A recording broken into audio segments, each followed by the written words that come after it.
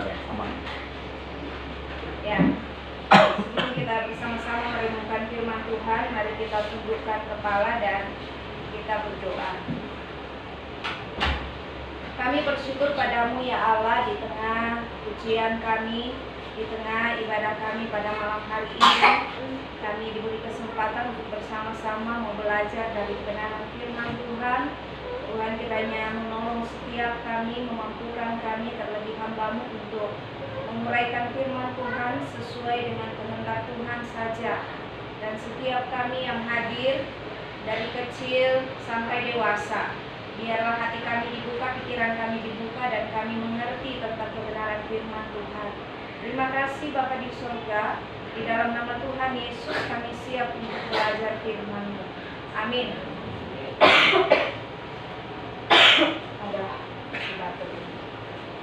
Mari Bapak Ibu kita buka firman Tuhan dalam Ibrani pasal 13. Ibrani 13 kita baca ayat 1 sampai ayat 3.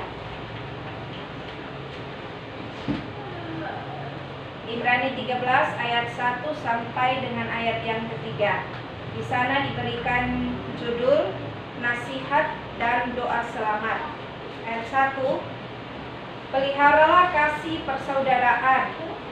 Jangan kamu lupa memberi tumpangan kepada orang, sebab dengan berbuat demikian beberapa orang dengan tidak diketahuinya telah menjamu malaikat-malaikat.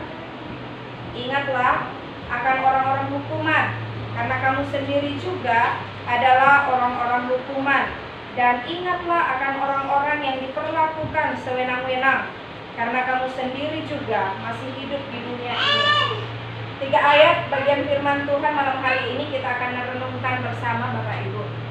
Bapak Ibu mungkin sudah sering mendengar beberapa pengkhotbah yang mengatakan bahwa penulis kitab Ibrani ini atau surat kepada orang-orang Ibrani ini belum dipastikan ya. Banyak pendapat yang masuk.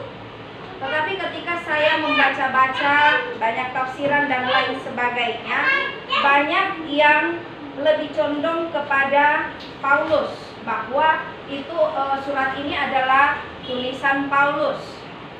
Kalau Clement mengatakan bahwa Paulus yang menulis surat ini tetapi di dalam bahasa Ibrani. Lalu kemudian Lukas menerjemahkannya ke dalam bahasa Yunani. Kalau Origenes dia lebih cenderung kepada Paulus sebagai penulis dengan melihat gaya penulisan atau isi dari kitab atau dari surat Ibrani ini sesuai dengan gaya penulisan Paulus ketika menulis surat-surat penggembalaan yang lain. Nah, saudara kekasih, pasal 13 itu adalah pasal terakhir.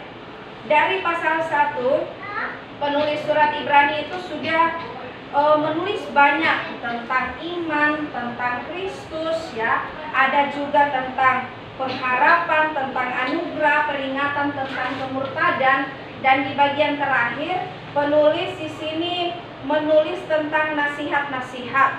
Jadi ada hal-hal praktis yang diuraikan di pasal 13. Tetapi kita melihat di bagian pertama ayat 1 sampai ayat yang ketiga. Dan yang ditekankan di sana adalah hidup di dalam kasih sebagai buah dari iman. Sebelumnya kan sudah diajarkan iman itu begini-begini, ya. Orang yang hidup di dalam Kristus itu begini-begini. Nah, bagian terakhir itu adalah nasihat-nasihat atau hal-hal praktis yang seharusnya menjadi buah dari iman. Orang yang beriman kepada Kristus harus melakukan itu. Saudara yang kekasih di dalam Tuhan, sekali lagi bahwa bagian atau ayat 1 sampai 3 itu berbicara tentang kasih. Nah, semua orang percaya itu kan diikat di dalam satu kasih, yaitu di dalam kasih Kristus. Sehingga semua orang percaya, saya dan Bapak Ibu Saudara itu tidak ada hubungan darah. Kita tidak saudara secara genetik, tetapi kita saudara dalam kasih Kristus karena kita sama-sama dekat dalam kasih Kristus. Lalu kita akan melihat karena Tuhan Yesus sendiri sudah memberi perintah supaya kita saling mengasihi. Nanti Bapak Ibu bisa lihat di dalam Yohanes, ada Yohanes 13 ayat 34 dan lain sebagainya. Ada banyak ya perintah Yesus tentang saling mengasihi. Kita akan melihat dari pembacaan kita pada malam hari ini bagaimana agar kita bisa terus memiliki kasih. Bagaimana supaya kita terus saling mengasihi satu dengan yang lain. Atau seperti apa kasih kita itu, supaya tidak begitu-begitu saja. Ayat 1 dalam pasal 13 dikatakan, ini cuma 3 kata, peliharalah kasih persaudaraan. Sebenarnya kalau melihat kalimat itu sudah jelas ya apa maksudnya, peliharalah kasih persaudaraan. Tetapi saya penasaran, lalu saya lihat dalam teks aslinya, yaitu dalam bahasa Yunani ya, Philadelphia, pakai kata Philadelphia. Bapak Ibu sudah tahu apa itu Philadelphia. Philadelphia adalah kasih terhadap sesama saudara seiman. Lalu kemudian saya cari-cari, adakah kata pelihara? Ya, kata pelihara saya tidak lihat. Yang saya temukan adalah kata meneto. Meneto itu apa? Di meneto itu diartikan harus tetap ada. Itu artinya. Jadi kalau mau cari pelihara, tidak ada. Yang ada adalah peliharalah. Kemudian saya pelajari kenapa di dalam Alkitab yang kita pakai ini, terjemahan baru menggunakan kata peliharalah. Saudara, kata meneto itu atau harus tetap ada itu adalah satu kata perintah dalam bahasa Yunani, atau istilahnya kata imperatif. Imperatif itu perintah. Namun di dalam aturan Yunani, bahasa Yunani, kata perintah itu ada 2. Yang pertama, perintah untuk melakukan terus-menerus. Misalnya, saya sudah sementara makan, lalu Ibu Susan bilang, Bu, makan. Biasanya kan begitu, Pak. Saya sudah makan, tapi Ibu Susan bilang, Bu, makan. Maksudnya, silakan terus menikmati, silakan terus makan. Berbeda dengan yang kedua, jadi si perintah yang kedua. Perintah yang kedua atau kata imperatif yang kedua itu berarti perintah untuk memulai sesuatu. Saya sedang duduk santai, Ibu Susan bilang, Bu, mari makan, berarti baru memulai.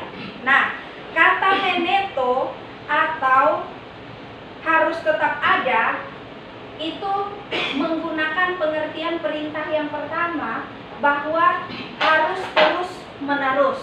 Jadi ini ada kata perintah yang harus terus menerus dilakukan, terus menerus dikerjakan. Dan perintahnya apa? Yaitu memelihara kasih terhadap saudara seiman itu. Itu meneto. Sehingga dari kata meneto yang artinya harus tetap ada atau permanen, itu dibawa ke dalam bahasa Indonesia yang lebih sederhana yang kita pakai ini, Alkitab TB1, itu dengan kata pelihara. Jadi dari situ kita bisa melihat, oh ini kata perintah. Tetapi ketika mempelajari lebih dalam, ini menunjukkan bahwa pelihara berarti harus terus-menerus dijaga. Dengan kata lain Bapak Ibu, bahwa kasih antara saudara seiman itu tidak ada batas waktu. Kasih antara saudara seiman itu tidak dibatasi oleh misalnya satu periode saja, 1 tahun saja ya, atau dalam situasi tertentu, tetapi harus terus-menerus dipelihara. Bapak Ibu Saudara yang kekasih di dalam Tuhan, kalau dihubungkan dengan konteks orang-orang Ibrani yang menerima surat ini, mereka itu sebenarnya sudah punya kasih itu, kasih terhadap saudara seiman. Mereka sudah punya. Di dalam pasal 10 ayat 32 sampai 34,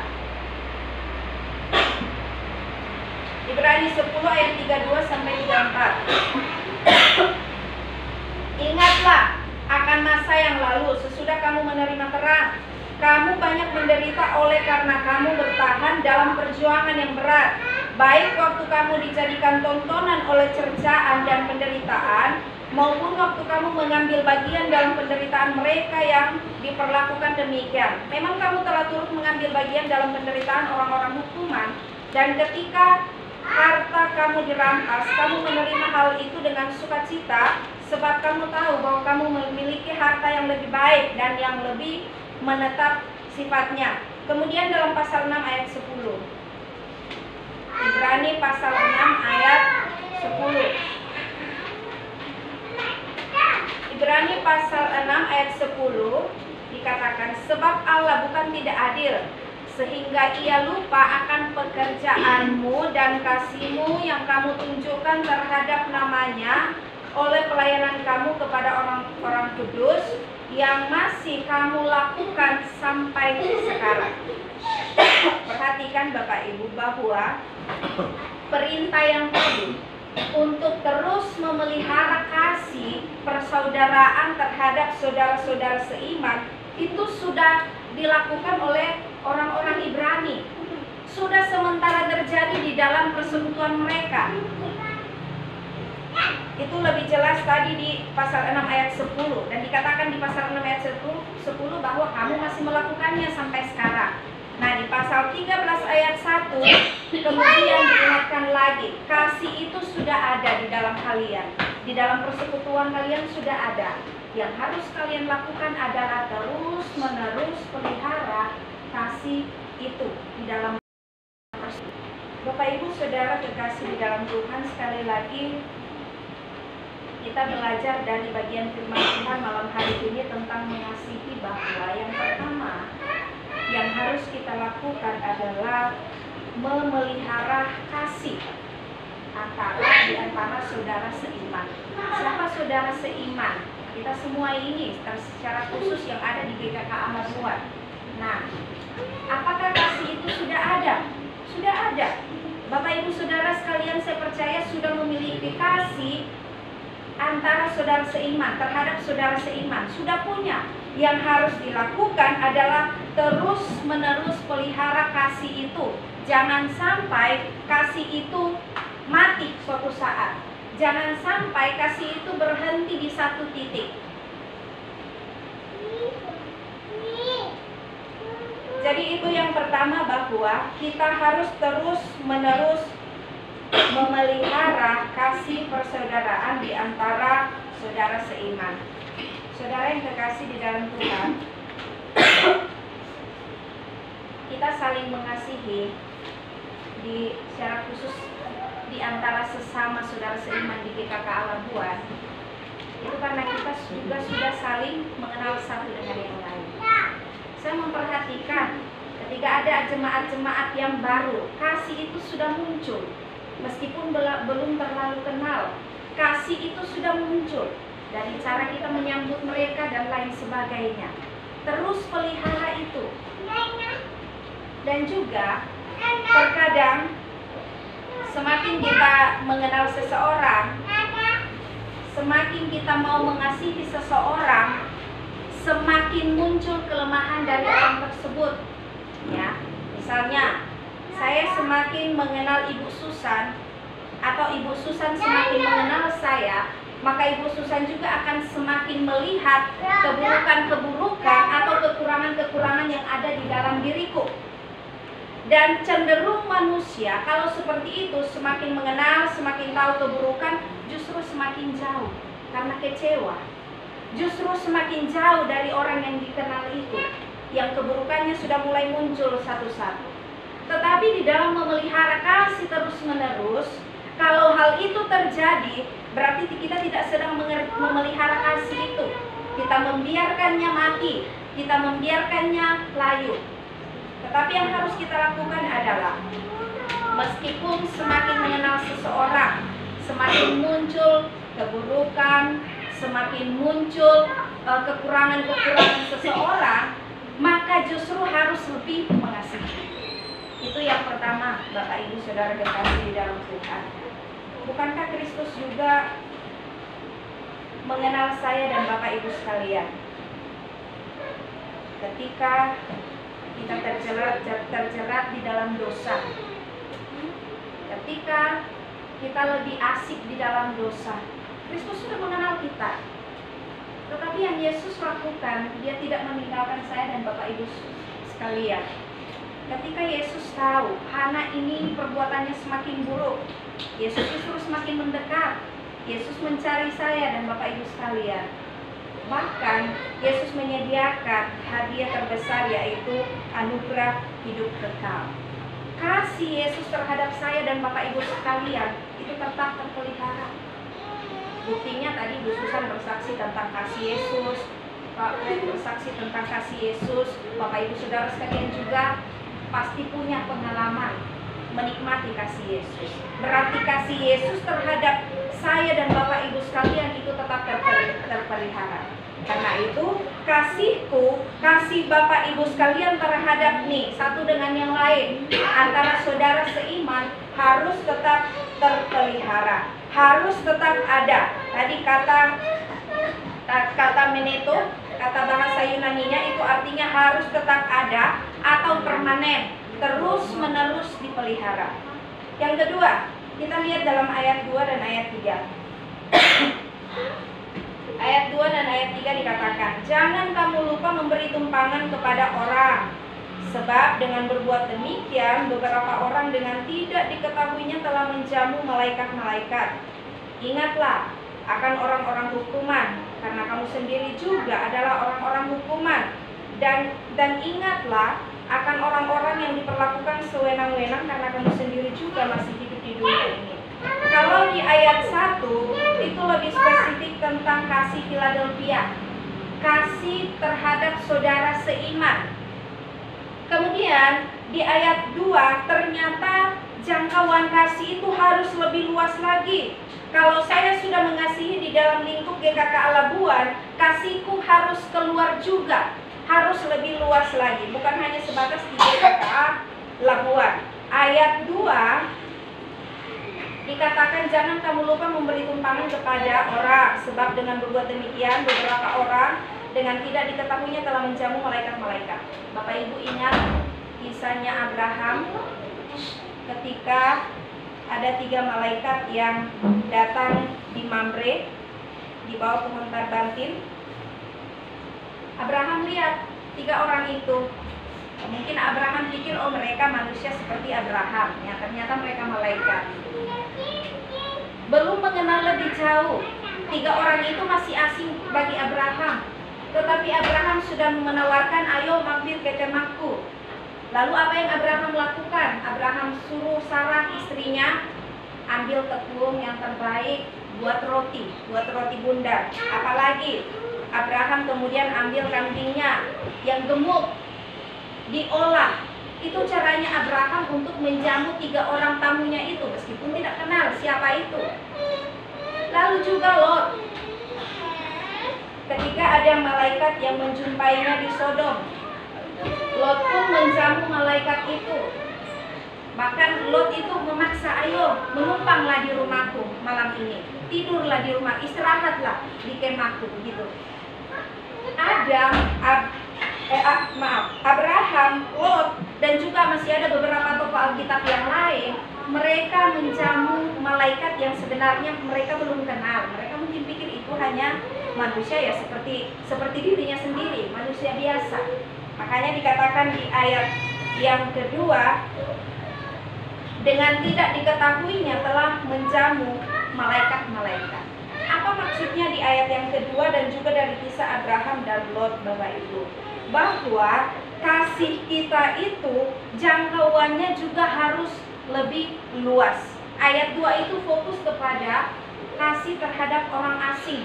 Meskipun tidak kenal, kita bisa berbagi kasih melalui banyak hal yang mungkin bisa kita lakukan, ya. Bukan dipaksakan melakukan sesuatu yang tidak bisa kita lakukan.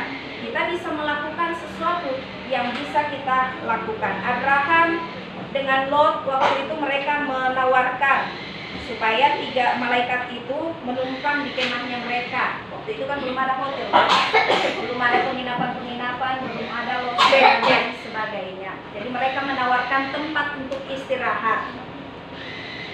Mereka juga menjamu tamunya dengan sangat baik. Lalu kemudian kita pelajari juga ayat yang ketiga, Bapak Ibu. Ayat yang ketiga di sini meskipun orang Ibrani itu mereka sudah punya kasih terhadap saudara seiman. Di ayat yang kedua mereka diingatkan tentang kasih terhadap orang asing. Tetapi ayat yang ketiga juga mereka diajarkan supaya kasih mereka itu yang peduli terhadap sesama, supaya saling berbela rasa. Mungkin tidak tahu kata tepatnya apa, tapi semoga itu bisa mewakili berbelah rasa. Kenapa dikatakan berbelah rasa? Dikatakan ingatlah akan orang-orang hukuman, ya. Kemudian dan ingatlah akan orang-orang yang diperlakukan sewenang-wenang. Jadi mereka diajak, ayo ikut merasakan juga. Maksudnya kalau orang jatuh, masa kita mau jatuh juga? Tetapi setidaknya sama-sama mendampingi mereka ketika dalam keadaan sakit, seperti itu. Banyak hal yang bisa kita lakukan. Dan ini sudah dilakukan oleh orang-orang Ibrani dalam pasal 10 ayat 32 tadi sampai 34. Sehingga di pasal 10 ayat 35 di sana dikatakan, sebab itu janganlah kamu lepaskan kepercayaanmu, karena besar upah yang menantinya. Jadi sekali lagi Bapak Ibu, orang-orang Ibrani ini bukan hanya punya kasih atau mempraktekkan kasih terhadap saudara seiman, tetapi mereka juga diajak untuk bisa satu rasa dengan semua orang, ya. Memperhatikan orang lain meskipun itu tidak dikenal. Jika mereka bisa melakukan, ya harus melakukan.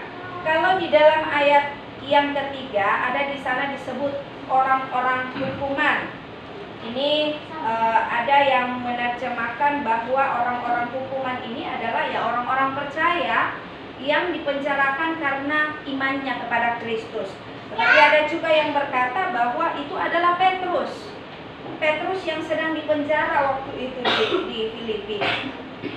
Karena di ayat 18 sampai 19 pasal 13 di sana orang yang berkata bahwa itu adalah Petrus mengatakan bahwa ayat 18 dan 19 di sana Petrus meminta doa untuk pergumulan yang dialami dan untuk pekerjaan pelayanan Tuhan yang sedang dikerjakan. Tetapi saudara yang kekasih di dalam Tuhan, siapapun orang-orang hukuman ini, yang ditegaskan adalah bahwa kasih harus menjangkau siapapun.